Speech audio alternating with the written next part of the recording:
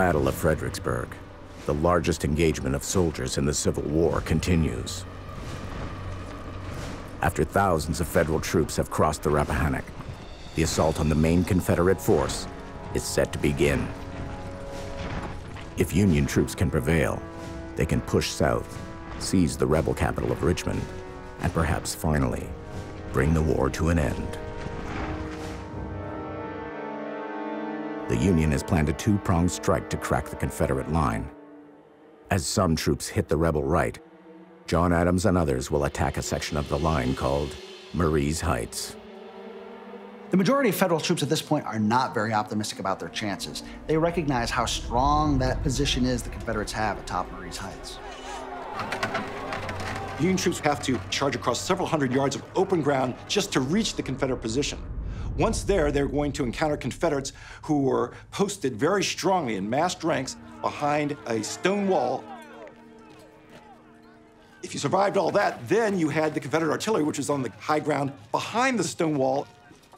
Those guns were able to fire down over the heads of their own men and scour the ground in front of them. So any way you look at it, it was a killing ground. One of the rebels steeling himself for the fight to come is Richard Kirkland, a 19-year-old sergeant from South Carolina. It's time. We're gonna go closer to that rock wall. Come on.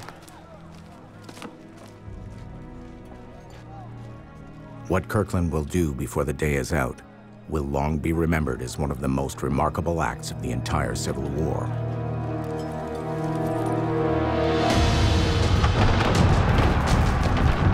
The first Union assault on the Heights begins just before noon.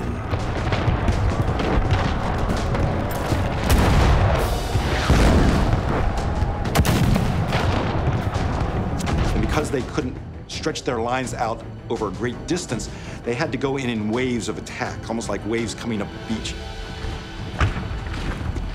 When Adams and the men of the 19th Massachusetts join the battle, several desperate charges have already failed. Did they have any reason to believe that their attacks would be successful?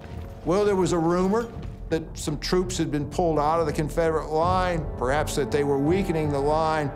Those rumors proved to be false. By the time Adams and the 19th Massachusetts begin to advance up that field, they're having to navigate across this landscape of scattered bodies.